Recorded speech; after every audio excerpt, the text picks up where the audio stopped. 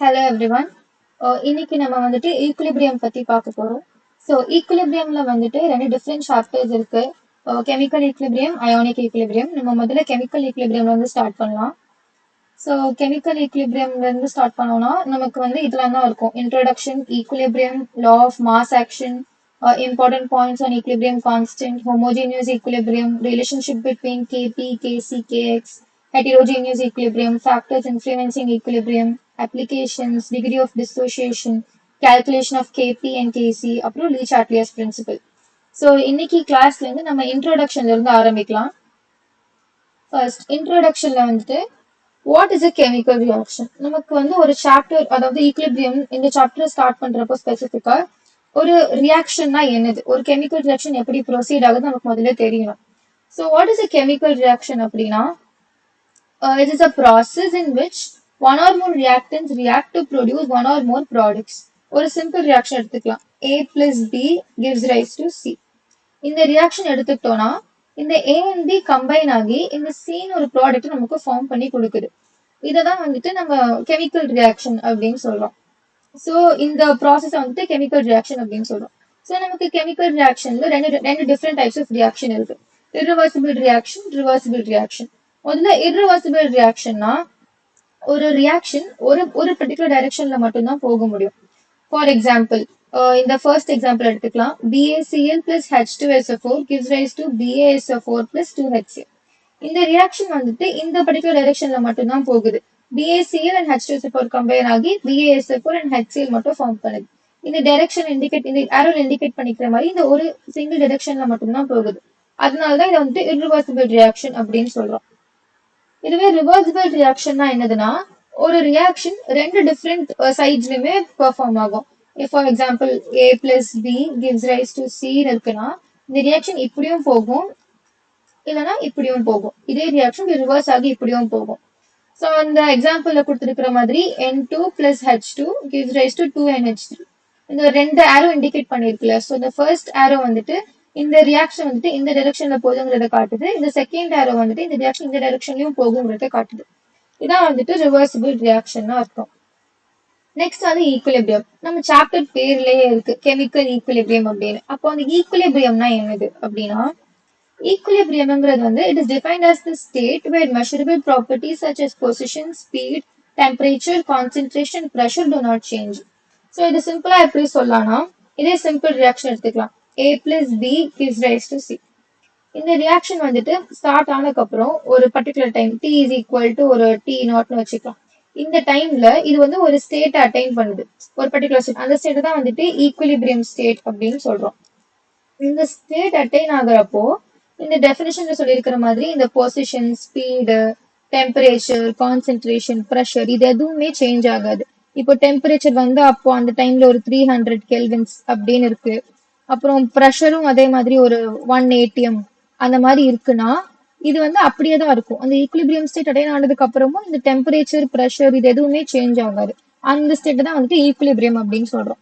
So இந்த ஈக்குலிபிரியமே நிறைய different types இருக்கு. இங்க கொடுத்துருக்கிற மாதிரி பிசிக்கல், கெமிக்கல், தெர்மல், அது எக்ஸெட்ரா நிறைய ஈக்குலிபிரியம்ஸ் அந்த மாதிரி இருக்கு.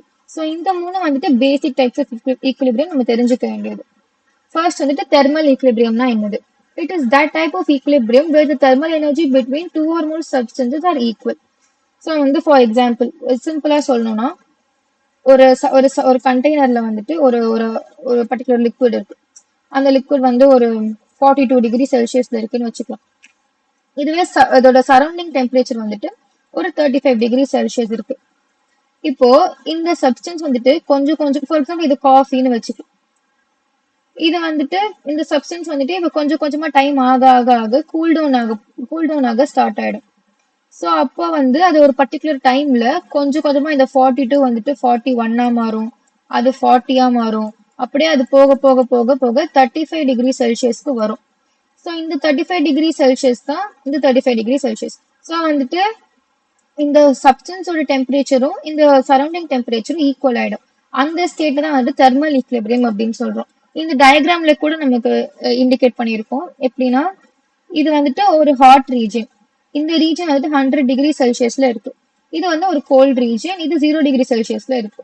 இந்த ஹாட் ரீஜன்ல இருந்து இந்த கோல்ட் ரீஜனுக்கு ஹீட் கொஞ்சம் கொஞ்சமா டிரான்ஸ்ஃபர் ஆக ஆக ஆக ஒரு பர்டிகுலர் டைம்ல இந்த ரெண்டு டெம்பரேச்சருமே ஈக்குவல் ஆகி அது ஒரு ஈக்குலிபிரியம் ஸ்டேட்டுக்கு வந்துடும். ரெண்டுமே ஈக்குவல் ஆகி ஒரு ஸ்டேட்டுக்கு வந்துடும். அதுதான் வந்துட்டு தெர்மல் ஈக்குலிபிரியம் அப்படின்னு சொல்றோம். நெக்ஸ்ட் வந்து பிசிக்கல் ஈக்குலிபிரியம். பிசிக்கல் ஈக்குலிபிரியம் என்னதுன்னா the type of equilibrium which develops between different phases and there is no change in chemical composition in physical equilibrium. எப்படின்னா ஃபார் எக்ஸாம்பிள் ஏன்னு ஒரு சப்ஸ்டன்ஸ் இருக்கு. இந்த சப்ஸ்டன்ஸ் வந்துட்டு இப்போ ஃபார் எக்ஸாம்பிள் ஒரு சாலிட் ஸ்டேட்ல இருக்குன்னு வச்சுக்கலாம். நமக்கு வந்து 3 டிஃப்ரெண்ட் ஃபேஸஸ் தெரியும். Solid, liquid, gas. இந்த 3 ஃபேஸஸ் தெரியும். ஸோ ஃபார் எக்ஸாம்பிள் இப்போ ஏ வந்துட்டு இந்த சாலிட் ஸ்டேட்ல இருக்கு. அதே ஏ இப்போ வந்து ஒரு லிக்விட் ஸ்டேட்ல இருக்குன்னு வச்சுக்கலாம்.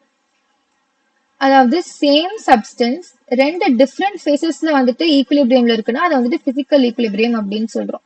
இதுல வந்துட்டு no change in chemical composition அப்படின்னு இருக்கு. நோ சேஞ்ச் இன் கெமிக்கல் காம்போசிஷன்னா இந்த ஏல இருக்கிற நம்பர் ஆஃப் ஆட்டம்ஸ் அப்படின்னா இப்போ ஏல வந்துட்டு ஒரு 4 நம்பர் ஆஃப் ஆட்டம்ஸ் இருக்குன்னு வச்சுக்கலாம். இந்த இந்த நம்பர் வந்துட்டு சேஞ்ச் ஆகாது. அது சாலிட் ஸ்டேட்ல இருந்தாலும் சரி, லிக்விட் ஸ்டேட்ல இருந்தாலும் சரி. என்ன இந்த ஈக்குலிபிரியம்ல என்ன வந்து மாறுதுன்னா அதோட ஃபேஸஸ் மட்டும்தான். இந்த பக்கம் இது சாலிட்ல இருக்கு, இந்த பக்கம் இது லிக்விட்ல இருக்கு. மற்றபடி இந்த ஏல எந்த சேஞ்சுமே இருக்காது. நம்பர் ஆஃப் ஆட்டம்ஸ், அந்த ஆட்டம்ஸ் வந்துட்டு எப்படி அரேஞ்ச் ஆயிருக்கு, எந்த பொசிஷன்ல அரேஞ்ச் ஆயிருக்கு, இது எதுவுமே சேஞ்ச் ஆகாது. என்ன ஒரு சேஞ்ச் இருக்கும்னா இது சாலிட், இது பக்கம் இது லிக்விட், அந்த சேஞ்சஸ் மட்டும்தான் இருக்கும். ஸோ இது இப்போ வந்து 3 different types of physical equilibrium இருக்கு. Solid liquid, liquid vapour, solid vapour. முதல்ல சாலிட் லிக்விட் ஈக்குலிபிரியம்னா என்னதுன்னா இங்க கொடுத்துருக்கிற மாதிரி H2O in solid state is in equilibrium with H2O in liquid state. இப்போ H2O in solid water in solid state என்னது ஐஸ்ன்னு சொல்லுவோமா, இதுவே water in liquid state. So வந்து இது ரெண்டுமே ஈக்குலிபிரியம்ல இருக்கு. இப்போ வந்து இதான் இப்போ நான் சொன்ன ஏ எலிமெண்ட். இதுல வந்து இது இந்த ரெண்டு H2O சேம் தான். என்ன ஒன்று மாறுதுன்னா இந்த டிஃப்ரெண்ட் ஃபேஸஸ் மாறுது. So rate of transfer of ice is equal to rate of freezing water. அதே மாதிரி liquid vapour equilibrium. Liquid vapour ஈக்குலிபிரியம்னா இந்த H2O இந்த லிக்விட் ஸ்டேட்ல இருக்கு, இது வந்து வேப்பர் ஸ்டேட்ல இருக்கு. Liquid vapour.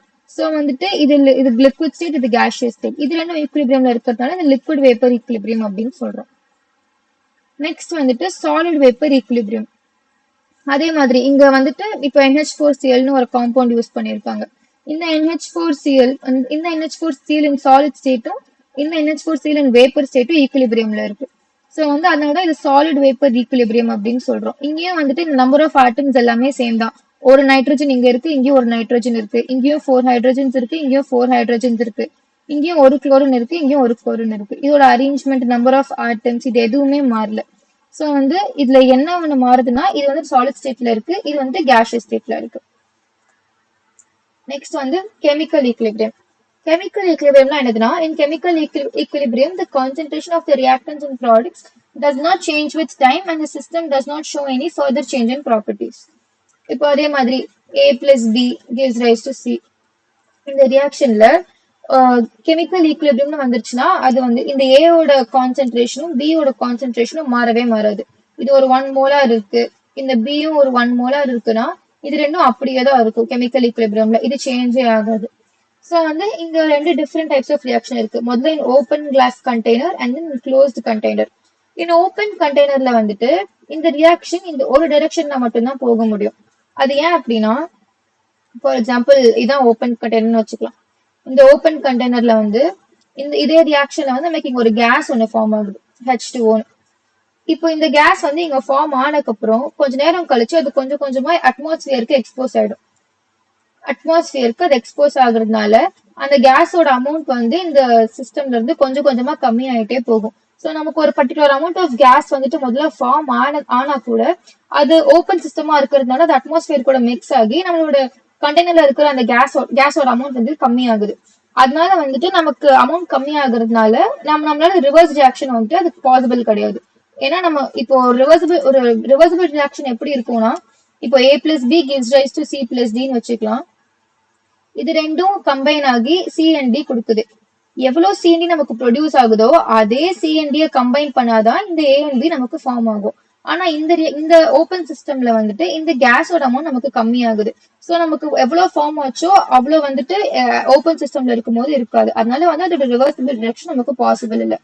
இதுவே ஒரு க்ளோஸ்டு கண்டெய்னரா இருந்துச்சுன்னா ஒரு க்ளோஸ் கண்டெய்னரா இருந்துச்சுன்னா அது அதை சுத்தி வந்து இந்த கண்டெய்னர் மட்டும் தான் இருக்குமே தவிர வெளில எந்த அட்மாஸ்பியருக்கும் வந்து அது எக்ஸ்போஸே ஆகல. ஸோ இங்க வந்துட்டு ஒரு கேஸ் ஃபார்ம் ஆகுதுன்னா அந்த கேஸோட அமௌண்ட் எவ்வளவு ஃபார்ம் ஆச்சோ அவ்வளவுதான் எப்பவுமே இருக்கும். அதனால வந்துட்டு ஃபார்வர்ட் ரியாக்ஷனும் பேக்வர்ட் ரியாக்ஷனும் சேமா இருக்கும். அதனாலதான் வந்துட்டு க்ளோஸ்ட் கண்டெய்னர்ல ரெண்டு ரியாக்ஷனுமே பாசிபிள் அப்படின்னு சொல்றோம். ஸோ வந்து இந்த கிராஃப்ல கொடுத்துருக்கிற மாதிரி ஒரு ரியாக்ஷன் வந்துட்டு ஃபார்வர்ட் ரியாக்ஷன் பேக்வர்ட் ரியாக்ஷன், இந்த ரியாக்ஷன் இப்படி ஸ்டார்ட் ஆகுது, இந்த ரியாக்ஷன் இப்படி ஸ்டார்ட் ஆகுது. ஒரு பர்டிகுலர் டைம் இந்த லைன்ல இண்டிகேட் பண்ணிருக்காங்க, ஒரு பர்டிகுலர் டைம் வந்ததுக்கப்புறம் அந்த ஈக்குலிபிரியம் ஸ்டேட் வந்துடும். அந்த ஈக்குலிபிரியம் ஸ்டேட் வந்ததுக்கப்புறம் இந்த கான்சென்ட்ரேஷன் எதுவுமே மாறாது. அதை ஒரு சிங்கிள் லைன்ல இண்டிகேட் பண்ணிருக்காங்க. எதுவுமே மாறாம இந்த ரியாக்ஷன் அதே மாதிரியே ப்ரொசீட் ஆகும். அதான் கெமிக்கல் ஈக்குலிபிரியம். நெக்ஸ்ட் வந்து law of mass action. So law of mass action என்னதுன்னா the rate of a reaction is proportional to the product of the active masses of the reactants where each term is raised to the power equal to its stoichiometric coefficient. So வந்து a plus b gives rise to c plus d. நம்ம system இந்த ஸ்கிரீன்ல கொடுத்துருக்கிற ரியாக்ஷனை use பண்ணலாம். அதுல வந்து rate of forward reaction is directly proportional to a into b, அதாவது product of active masses of reactants. forward reactionல இது ரெண்டு தானே reactants.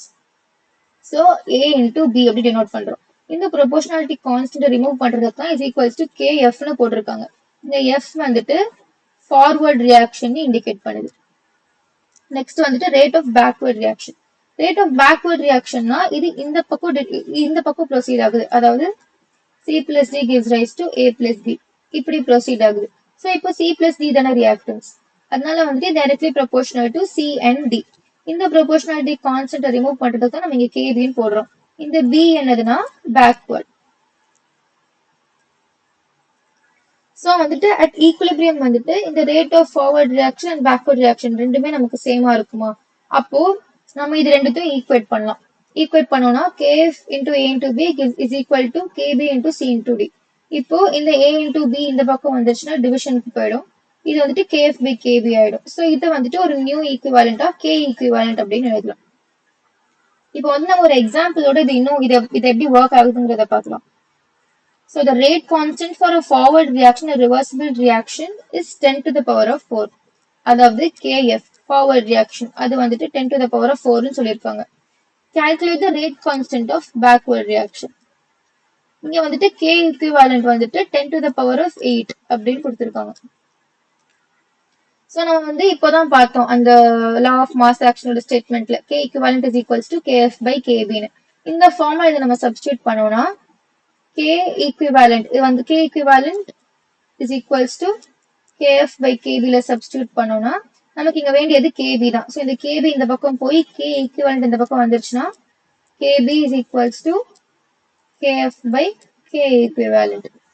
இதுல வந்துட்டு kf ஓட வேல்யூ நமக்கு தெரியும் 10 to the power of 4. k equivalent வந்துட்டு 10 to the power of 8. So 10 to the power of 4 minus 8 is equals to 10 to the power of minus 4. அதான் வந்து நமக்கு இங்க கிடைச்சிருக்கு 10 to the power of minus 4. So இப்படிதான் வந்துட்டு லா ஆஃப் மாஸ் ஆக்ஷன் வந்துட்டு work ஆகும். ஸோ நம்ம இதுக்கப்புறம் வர டாபிக்ஸ் வந்து அடுத்த கிளாஸ்ல வந்து கண்டினியூ பண்ணலாம். தேங்க்யூ.